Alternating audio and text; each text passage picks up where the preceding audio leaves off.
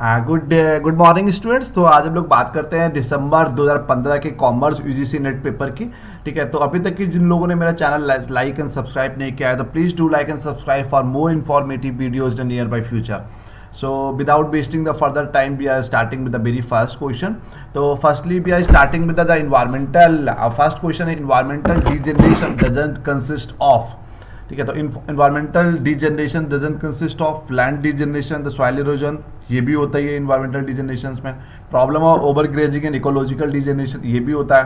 Floods भी degeneration का part है। तो कहीं ना कहीं ये तीनों कहीं ना कहीं डिजेनरेशन का पार्ट है। इसमें बात कर रहे हैं कि डजंट कंसिस्ट ऑफ, तो none of the above, fourth is the correct answer. तो फर्स्ट का fourth is the correct answer. Second की बात करते हैं हम लोग कि विच of the following is not the main objective of physical policy of India. तो इसके लिए अब मेरी यूट्यूब पे 4-5 फिजिकल पॉलिसीज का वीडियो पड़ा हुआ है, तो आप लोग उसको देख सकते हैं। To increase the liquidity in the economies, to promote the price stabilities, to minimize the inequalities in income and wealth, and to promote the employment opportunities। हमने आपको बताया था कि प्राइस स्टेबिलिटी भी एक बहुत बड़ा ऑब्जेक्टिव है। मिनिमाइज द इनइक्वलिटी भी again one of the major objective of physical policy, and promote the employment opportunities. Employment opportunity भी एक प्रमोट करता है। प्राइस इक्वलिटी स्टेबिलिटी की बात करते हैं, और हम लोग मिनिमाइज इनइक्वलिटीज की भी बात करते हैं थ्रू द, जिसको हम लोग बोलते हैं इनकम डिस्ट्रीब्यूशन। ठीक है, तो डिस्ट्रीब्यूशन फंक्शंस में हम लोग यही करते हैं, कहीं ना कहीं रीडिस्ट्रीब्यूशन ऑफ इनकम करते हैं, मिटिगेटिंग द इनइक्वलिटीज करते हैं थ्रू द टैक्सेशन पॉलिसीज। ठीक है, higher income group will pay the higher taxes and low income group will pay the lower taxes. तो लिक्विडिटी इंक्रीज करने की बात मॉनेटरी पॉलिसी के अंतर्गत आता है। तो सेकंड का first is the correct answer. हम लोग थर्ड की बात करते हैं। Liberalisation means reducing the number of reserve industries from 17 to 18। No, इससे कोई मतलब नहीं है। And liberating the industry trade and economy from unwanted restrictions. No, unwanted restrictions में तो रूल्स के सर्टेन रूल्स रेगुलेशन तो रहते हैं लिबरलाइजेशन में भी। बस ये है कि हम लोग कुछ चीज़ों पॉलिसीज को लिबरल कर देते हैं बस। Opening up the economies to the world by attaining the international competitiveness. या this is the most appropriate answer we have. तो थर्ड का सी या थर्ड का 3 is the correct answer.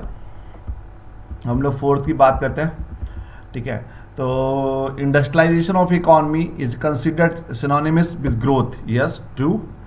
And the transfer of resources from agrarian to the industrial may be capital और labour और both. दोनों ठीक है। एग्रीगन इकोनॉमी से हम लोग इंडस्ट्रियल की तरफ जाते हैं, कभी कैपिटल भी ट्रांसफर होती है, कभी लेबर भी ट्रांसफर होती है। Sometime it might transfer the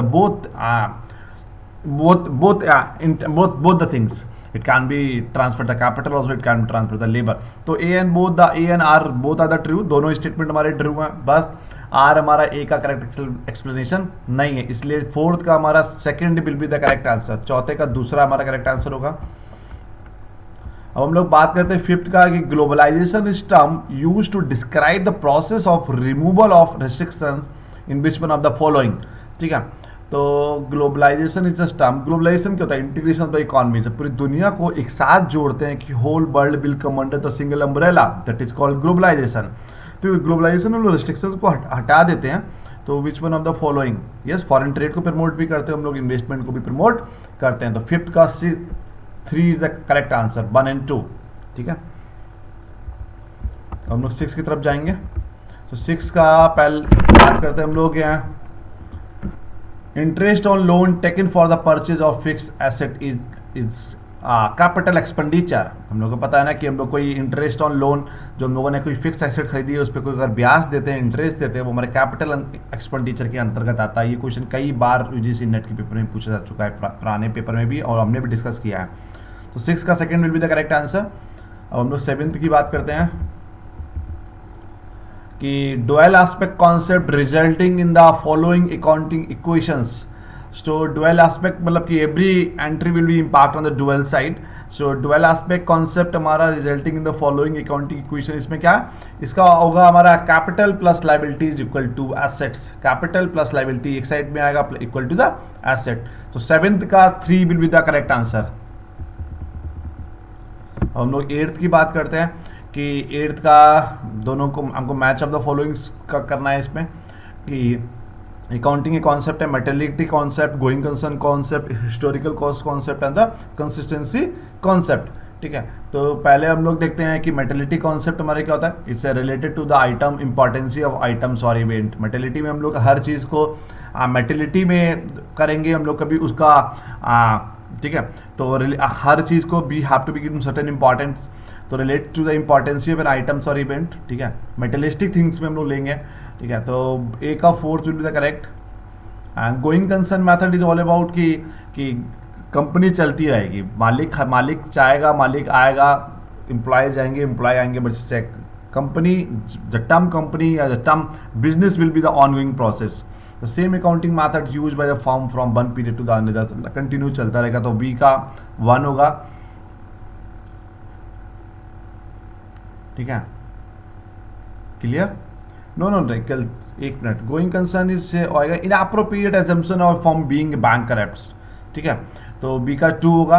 end सी का historical cost concept is all about the 3 a normal basis use for the accounting assets, and consistency concept is on the regular basis. एक बार एक साल होगा, फिर next year होगा, फिर next year होगा, फिर नेक्स्ट ईयर होगा। तो डी का 1 होगा। तो ए का 4th, बी का 2, सी का 3 एंड डी का 1 कौन सा है? 8th का A will be the correct answer. अब हम लोग 9th की बात करते हैं कि X limited as a liquid ratio of 2/A, X limited as a liquid ratio 2/1 का रेशियो है, ठीक है। और if the stock is 40,000, 40,000 stock है, एंड इट्स करंट लाइबिलिटीज और 1 लाख, तो करंट रेशियो क्या होगा? तो पहले हमने पता होने कि लिक्विड रेशियो का फॉर्मूला क्या होता है, liquid asset by the current liabilities, liquid asset by the current liabilities ये होता है, ठीक है। लेकिन हमारे पास यहाँ पर करंट लाइबिलिटीज 1 लाख है, बट करंट एसेट हमारा नहीं दिया हुआ है। तो हमने क्या करना होगा, पहले करंट रेशियो का फॉर्मूला क्या होता है, हमको यहाँ पर निकालना क्या है, करंट रेशियो का फॉर्मूला होता है current asset by the current liabilities, ठीक है। तो करंट एसेट हमारे यहाँ पर कितना है, करंट एसेट हम लोग बात करेंगे कि लिक्विड एसेट प्लस इन्वेंट्री, जो लिक्विड एसेट है वो हमारी इन्वेंट्री, उन दोनों को जोड़ देंगे, हमारा क्या हो जाएगा, current asset by the current asset upon current liabilities को क्या बोलते हैं, करंट रेशियो। एक बार दोबारा बता रहे हैं, करंट रेशियो का फॉर्मूला होता है हमारा current asset upon current liabilities, C upon C L. तो करंट एसेट हमको यहाँ पर नहीं पता है, करंट लाइबिलिटीज हमको पता है। तो करंट एसेट हम लोग कैसे निकालेंगे, हम लोग का फॉर्मूला होता है करंट एसेट कैसे निकलेगा, लिक्विड एसेट जो है और इन्वेंट्री को दोनों को जोड़ देंगे, हमारा करंट एसेट निकल आएगा। क्लियर? तो लिक्विड एसेट हमारी यहाँ पर कितनी है, लिक्विड रेशियो का फॉर्मूला क्या है, 2/1 का हमारा फॉर्मूला है, ठीक है। तो हमारा यहाँ पर लिक्विड एसेट हो गई 2 लाख रुपीस की, और हमारी, ठीक है, और हमारी इन्वेंट्री हो गई कितने की, 40,000 रुपए की। क्लियर? क्योंकि देखिए ना उसमें 2/1 का फॉर्मूला है ना हमारा, तो 1 लाख रुपीज हमारा लाइबिलिटीज है, और अगर लिक्विड रेशियो हमारा डबल है उसका, तो कहीं ना कहीं हमारी जो लिक्विड एसेट कितनी हो गई, 2 लाख रुपए। तो 2 लाख प्लस 40,000 कितना हो गया, 2,40,000 बाय द डिवाइड किससे करेंगे, करंट लाइबिलिटी से। तो 2,40,000 को 1 लाख से डिवाइड करेंगे तो फॉर्म कितना हो जाएगा, 2.4 टाइम्स। 9th का दूसरा होगा, हम दोबारा बता रहे हैं। जैसे लिक्विड रेशियो का फॉर्मूला क्या होता है, देखिए liquid asset upon current liabilities, liquid asset by the current liabilities, note कर लीजिए। करंट रेशियो का फॉर्मूला होता है current asset upon current liabilities, ठीक।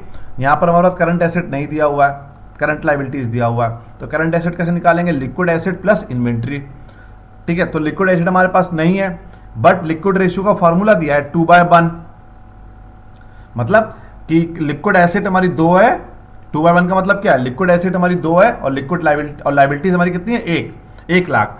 तो कहना कि मतलब वो डबल है ना लिक्विड एसेट, क्योंकि फॉर्मूला देखिए लिक्विड रेशियो का क्या है, by equal liquid asset upon current liabilities, ठीक है। तो लिक्विड एसेट 2 लाख होगी, करंट लाइबिलिटीज 1 लाख होगी, तभी तो 2/1 होगा ना। तो यहाँ पर हमारा लिक्विड एसेट हो गया 2 लाख, इन्वेंट्री 40,000, 2,40,000 डिवाइड करेंगे 1 लाख से, आंसर आ जाएगा 2.4 टाइम्स, ठीक है। अब लोग 10th की बात करते हैं कि comparison of the financial statement of the current year with the performance of previous year, the same known as trend analysis भी होता है इसको, हॉरिजॉन्टल एनालिसिस भी कहते हैं, इंट्रा फर्म कंपैरिजन भी कहते हैं। और 10th का तो हमारे तीनों ठीक हो गए, तो 10th का आंसर हो गया हमारा ऑल ऑफ द एबव, ठीक है। अब हम लोग 11th की बात करते हैं, the Marshallian utility analysis based on the less valid assumption of the Marshallian utility analysis based on the less valid assumption of given the marginal utility of the money, given the marginal utility of the money will be the correct answer. Cardinal measurabilities की बात नहीं करते हैं, diminishing marginal utilities की बात नहीं करते हैं, मार्जिनल यूटिलिटीज में हम लोग अडेप्टिविटी ऑफ यूटिलिटीज की बात नहीं करते हैं. तो given the marginal utility of the money will be the correct answer. तो 11th का 2 will be the correct answer. हम लोग 12th की बात करते हैं. ठीक है, तो 12th में वही फिर आपको मैच ऑफ द फॉलोइंग्स हो गया. तो पहला बात करते हैं हम लोग की convexities of the indifference curves to the origin. Indifference curve to the origin की हम लोग बात करेंगे. तो हमारा ये हो गया substitutabilities and complementarity of the two goods, मतलब convexities of the indifference curve to the origin की हम लोग बात करते हैं. तो जब हमारे सब्स्टिट्यूट गुड्स होंगे, कॉम्प्लीमेंट्री गुड्स होंगे, तो हमारे convexities of the indifference curve to the origin आ जाता है. तो ए का 3 विल बी द करेक्ट. ठीक है, तो अब ए का 3 किसमें है? सेकंड और थर्ड, मतलब फर्स्ट और फोर्थ तो आंसर नहीं हो सकता हमारा, सेकंड और थर्ड हमारा आंसर होगा. फिर हम लोग बात करते हैं इसमें कि बात हम लोग करेंगे quantity of certain goods sacrifice for a large quantity of other goods. Quantity of certain goods sacrifice for a large quantity of other goods. Marginal rate of substitution की हम लोग बात करते हैं, एमआरएस की बात करते हैं. तो बी का हो गया 4th, और डिटेल में नहीं जाएंगे हम लोग. थर्ड ए का 3, बी का 4th हमारा किसमें हो गया? 2 ही में हमारा मैच हो गया. तो 12th का B will be the correct answer. Question ये ऐसे ही करना है, आपको 2 मिल गए, आपको if you are damn sure with the 2 option, मतलब फर्स्ट 2 ऑप्शंस, तो यू कैन टिक. आप 2 कर दिए, टाइम वेस्ट मत करिए. ठीक है, तो 12वें का बी हो गया. हम लोग 13वें की बात करेंगे, 13th क्वेश्चन की, कि firm producing and selling a large variety of the goods will generally follow the. ठीक है, forms producing and selling a large variety. आप मतलब कई अलग वेराइटी, बहुत सारी लार्ज वेराइटीज है, मतलब प्रोडक्ट लाइन बहुत बड़ी है उसकी. तो कौन सी कॉस्ट प्लस प्राइसिंग की बात नहीं करेंगे, मार्जिनल प्राइसिंग की बात भी नहीं करेंगे, स्कीमिंग की भी नहीं करेंगे, प्रोडक्ट लाइन प्राइसिंग की बात करेंगे. बिकॉज लार्ज वेराइटी है, मतलब they have the very what we call, product line बहुत वाइडर है, बहुत बड़ी प्रोडक्ट लाइन है. तो प्रोडक्ट लाइन प्राइसिंग हम लोग फॉलो करेंगे यहाँ पे. हम लोग 14वें क्वेश्चन की बात करें, 14th क्वेश्चन की बात कर रहे हैं.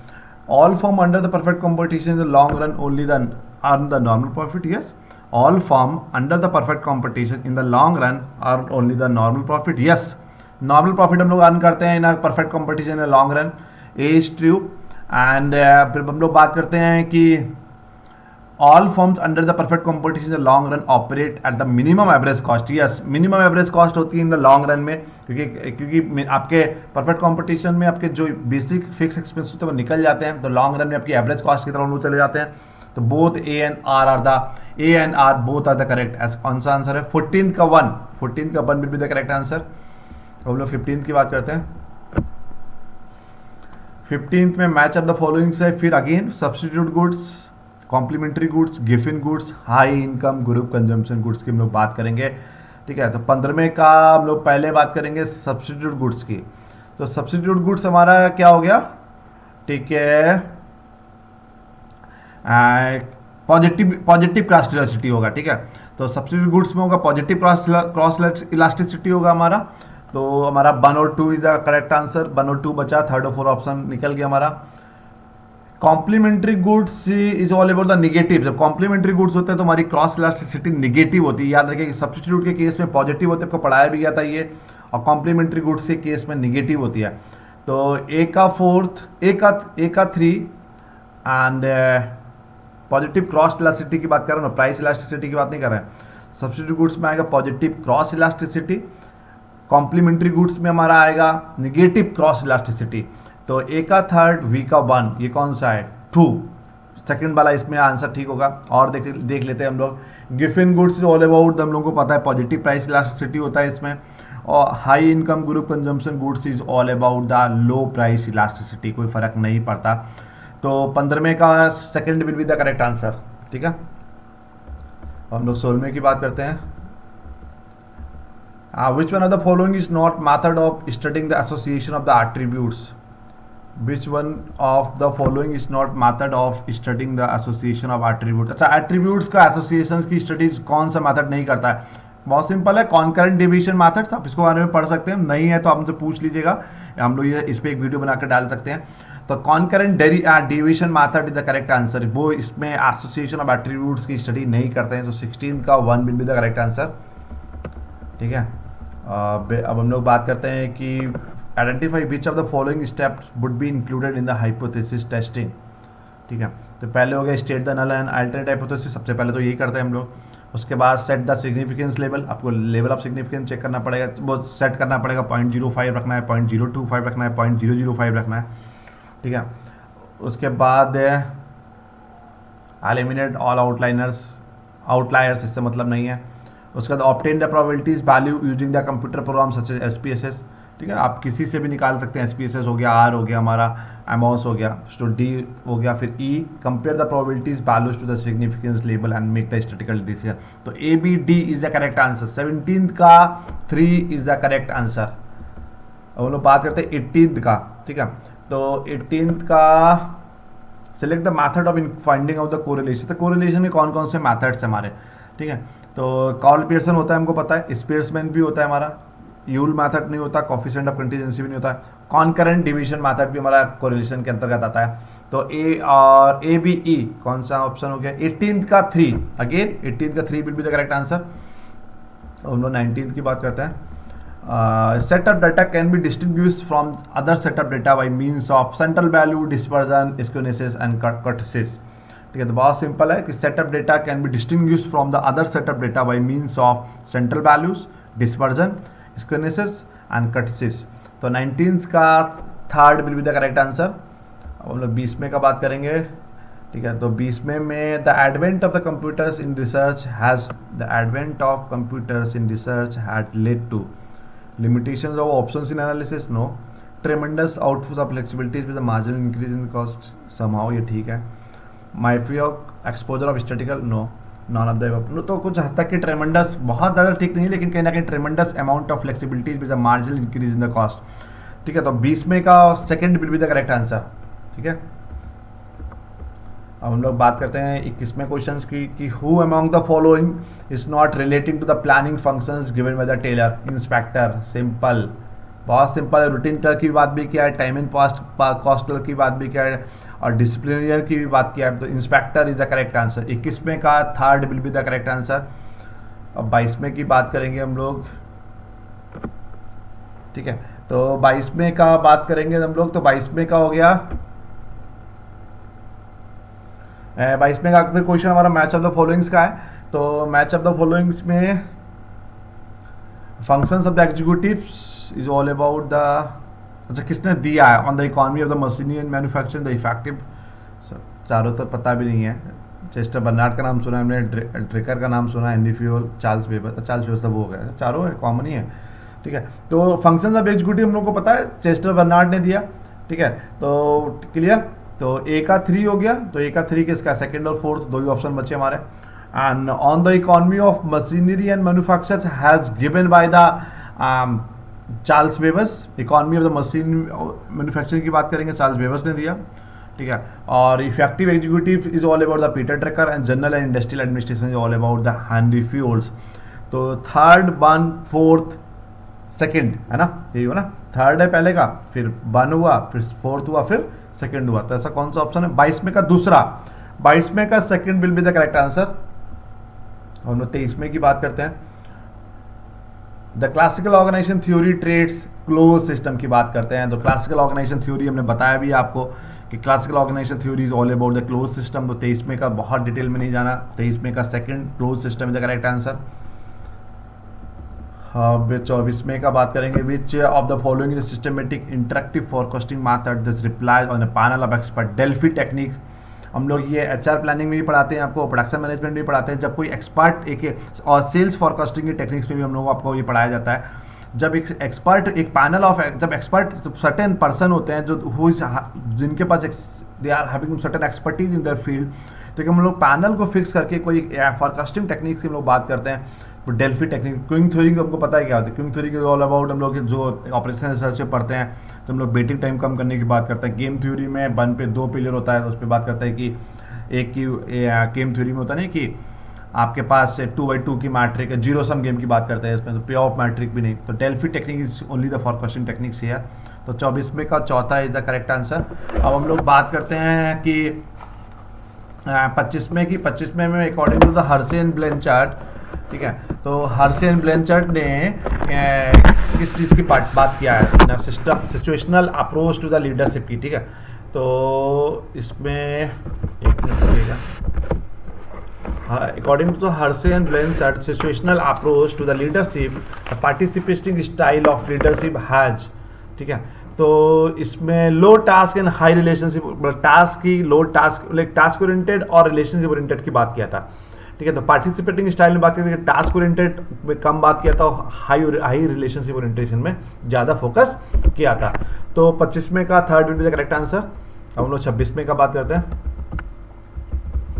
Which of the following is not a reason for the failure of new product, कौन सा रीजन नहीं है failure of new product? Good idea but over estimate market size, no. Correctly positions new product not promoted effectively, no. Development cost are lower than equal to estimated somehow. Competitor fight back harder than expected, no. Competitor analysis तो हम लोग कर ही लेते हैं। तो development cost are lower than the equal to the estimated और expected, ठीक है। तो 26 यही कुछ हद तक की हमको ठीक लग रहा है। जो 26वें का तीसरा will be the correct answer. 27वें की बात करते हैं हम लोग। Which one of the following is true for the calculation of overall market share. तो ओवरऑल मार्केट शेयर की हम लोग बात करते हैं तो पेनिट्रेशन भी ऐड करते हैं उसमें, लॉयल्टी भी ऐड करते हैं हम लोग, सिलेक्टिविटी भी ऐड करते हैं और प्राइस सिलेक्टिविटी भी ऐड करते हैं, और उसके अलावा ये चारों में और किसी में नहीं है। तो 27वें का फोर्थ होगा, ठीक है, कि चारों चीज़ों को हम लोग ऐड करते हैं, penetration, loyalty, customer selectivities and price selectivities. तो 27वें का fourth will be the correct answer. अब 28वें का बात करेंगे। is violated by the manufacturer that threatens to withdraw resources or terminate a relationship if intermediaries fail to cooperate। coercive power, coercive power में हम लोग यही करते हैं कि एक धमकी टाइप का देते हैं कि अगर कुछ manufacturer that threaten to withdraw resources or terminate a relationship if intermediaries fail to cooperate, ठीक है। तो coercive power is the correct answer। अब 29वें की तरफ हम लोग बढ़ते हैं। When the consumer favor those products which offer the most quality, performance or innovative feature, then it is called product concept। 29 production concept नहीं होता, सेल्स कॉन्सेप्ट नहीं होता, मार्केटिंग कॉन्सेप्ट नहीं होता, product concept is the correct perfect answer, ठीक है। तो 29वें का दूसरा होगा। अब 30वें की बात करते हैं। तो फिर मैच ऑफ द फॉलोइंग्स आ गया हमारा, product category, product form, products, branded products, ठीक है। तो product category is all about the longest PLC, yes true. तो ए का दूसरा हो गया clear. Product form is all about the standard PLC. Product is all about the one of the several variant steps की बात करेंगे। और ब्रांडेड प्रोडक्ट्स में शॉर्ट और लॉन्ग पीएलसी होता है हमारा, इसमें तो 4D का फोर्थ होगा। तो second third one fourth, second third one fourth कौन सा ऑप्शन है? 30वें का चौथा, थर्ड का D will be the correct answer, ठीक है। अब 31वें की बात करते हैं। तो 31वें में हमारा हो गया कि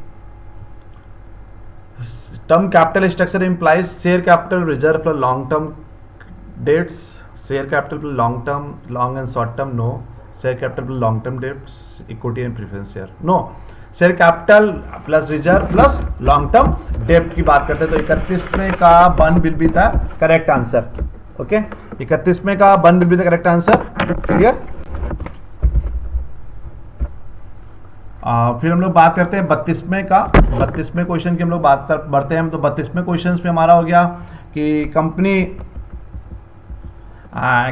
हैज इशूड द 10% परसेप्चुअल डेप्थ of a 1 lakh at a 5% premium. अच्छा, if tax rate is 30% then the cost of डेप्ट, ये थोड़ा सा लेंथी है, इसमें समझने में। कॉस्ट ऑफ डेप्ट हो गया हमारा interest upon net receipt, 1 minus tax rate की हम लोग बात करेंगे तो 10,000 अपॉन 1,05,000 माइनस 1.1 माइनस 0.3। तो बहुत टाइम लगेगा ऐसा क्वेश्चन करने में, इसलिए यहाँ को छोड़ देते हैं। आंसर इसका देख लीजिए, बिना सॉल्व किए आंसर भी नहीं बता सकते हम आपको। तो 33 अगर नहीं समझ में तो पूछ लीजिएगा, व्हाट्सअप कर दीजिएगा, नंबर इसमें दिया हुआ है, आपको उसमें बता दिया जाएगा, क्लियर। और तो आपको सॉल्व करके भेज देंगे। 33 का बात करते हैं हम लोग। ये dividend is not relevant to the determining the value of the company, who among the following held this opinions. अच्छा, not relevant to determining the value of the company. Modigliani Miller approach में बात करते हैं कि dividend एक value of the company को determine नहीं करता है। तो 33 का third will be the correct answer. अब 34 की तरफ बढ़ते हैं। 34 का the formula Q by 2 is used to compute the total carrying cost, quantity by the 2 is used to compute the total carrying cost की हम लोग बात करते हैं। 34 का second will be the correct answer. 35 का फाइनेंशियल लिबरे का फॉर्मूला होता है EBIT upon EBT, EBIT upon EBT the correct answer. 35 का भी दूसरा हो गया। 36 का which of the following is a key role of HR manager has defined is a Ulrich at all in, मतलब उलरिच का एक पेपर है, तो इसमें तो आपको बहुत डिटेल में जाना पड़ेगा, लेकिन ये कि इसका आंसर देख लीजिएगा हमको, या आई थिंक बिजनेस एली की बात करते हैं, बिजनेस एली और पेरोल एडवाइजर की बात करते हैं, एक बार आप देख लीजिएगा, आई थिंक बिजनेस एली एक आंसर ठीक है इसका। ठीक है, तो बहुत डिटेल हमको नहीं पता है क्योंकि आपको उलरिच एट ऑल का पूरा पेपर पढ़ना पड़ेगा, 2009 में उन्होंने पब्लिश किया था। ये ऐसे कुछ क्वेश्चन होते हैं जो बिल्कुल आप किसी भी दुनिया की किसी बुक में नहीं मिलेंगे आपको कहीं ना कहीं ये आपको, इसीलिए हम बोलते हैं कि 90% पेपर आप कवर कर सकते हैं, 10% पेपर आपके क्वेश्चन ऐसे आते हैं which is totally untouch for दुनिया की हर टीचर के लिए भी अनटच होते हैं। अब दुनिया में लाखों रिसर्च पेपर पब्लिश होते हैं, किसने क्या रिसर्च पेपर पढ़ा है किसने नहीं पढ़ा क्या पता होगा। और उलरिच इतना बड़ा नाम भी नहीं है, उलरिच के आगे और भी कई सारे ऑथर्स हैं, इसीलिए उसमें एटॉल लगा हुआ है। तो business ally I think is the correct answer. 37 का बात करते हैं हम लोग। 37 में कि which are the following is the most serious problem that might arise due to excessive reliance on internal recruitment. अच्छा, क्या हो सकता है अगर एक्सेसिव रिलाई करेंगे इंटरनल रिक्रूटमेंट पर? Reduce the job performance, high labour turnover, lack of motivation. No, internal resistance हो जाएगा, इंटरनल रेजिस्टेंस की प्रॉब्लम्स रेज हो जाएगी। ठीक है, अब 38वें का बात करते हैं, बहुत बड़ा दिख रहा है ये तो हमको। 38वें का बात करेंगे। ठीक है, तो इसमें पहले ऑप्शन देखना पड़ेगा कि बिहेवियरल एंकर रेटिंग स्किल हम लोगों को पता है क्या होता है कि, ठीक है, तो उसमें क्रिटिकल और जब उसको आप क्रिटिकल का और हम लोग ग्राफिकल रेटिंग को दोनों को मिक्स कर देते हैं। एमबीओ क्रिटिकल इंसिडेंट मेथड है, बिहेवियर ऑब्जर्वेशन स्किल। तो एक बार हमको ऑप्शन देखना पड़ेगा इसका। ठीक है,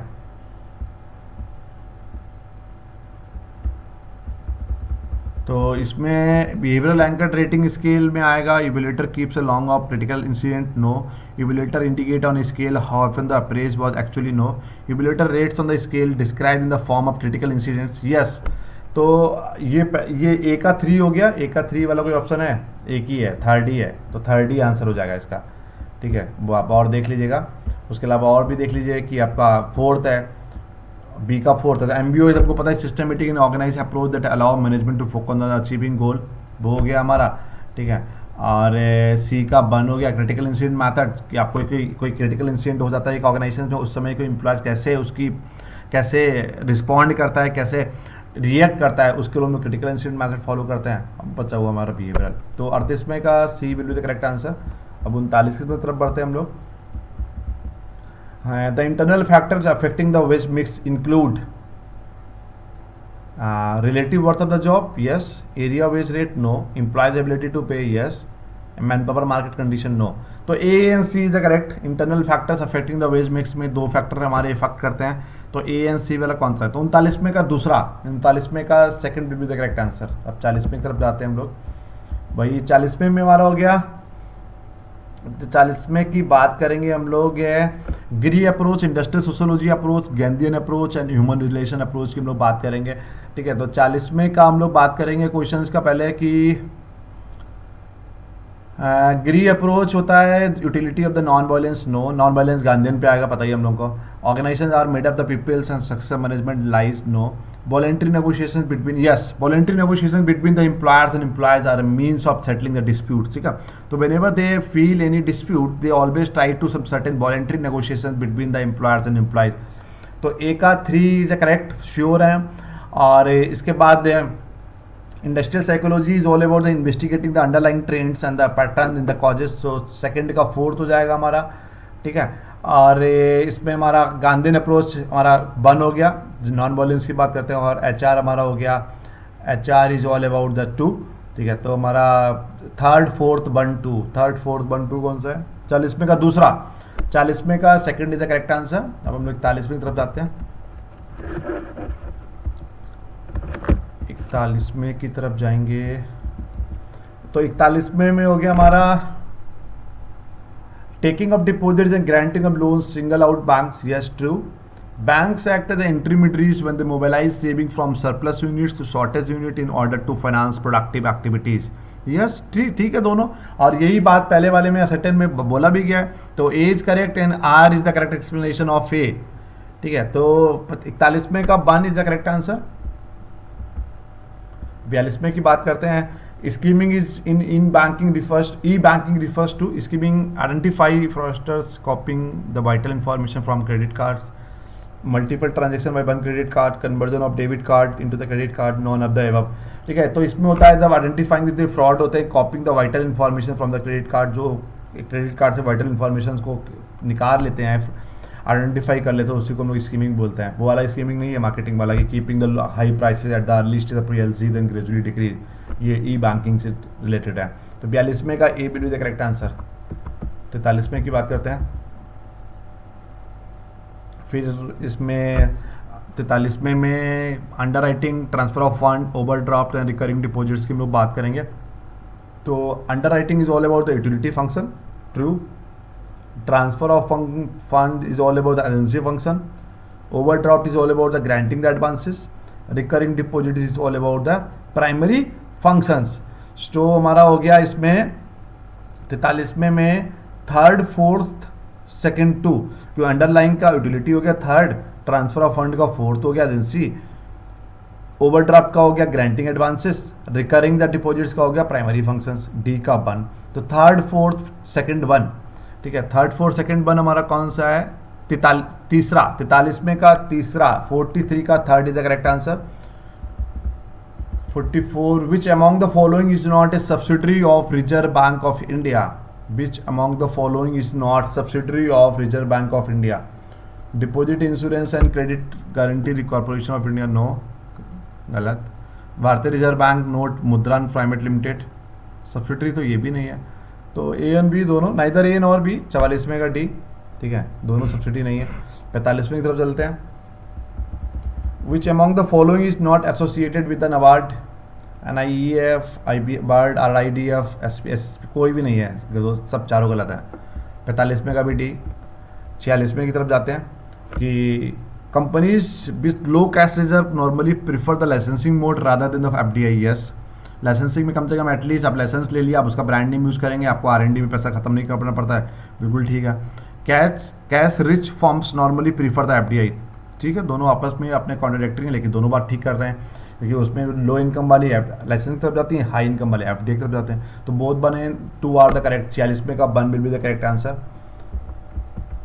47वें का which one of the following is not features of BPOs, business process outsourcing? It enables executive to the concentrated on the strategy, ये होता है। It improve the process, saves money, yes. It decrease the organizational capabilities, no, organizational capabilities increase करता है। 47वें का C the correct answer. The major outcomes of बिटरमिट conference 100 बार बता चुके हैं, IMF और IAB-RT। 48वें का डी। 49वें का which one of the following is an important activity of World Bank borrowings? Is borrows the international capital market, yes. Currency on swapping agreement, yes. Under the discount net programme, yes. तो चारों ठीक है। 49वें का भी all of the above, 49वें का भी चारों ठीक है।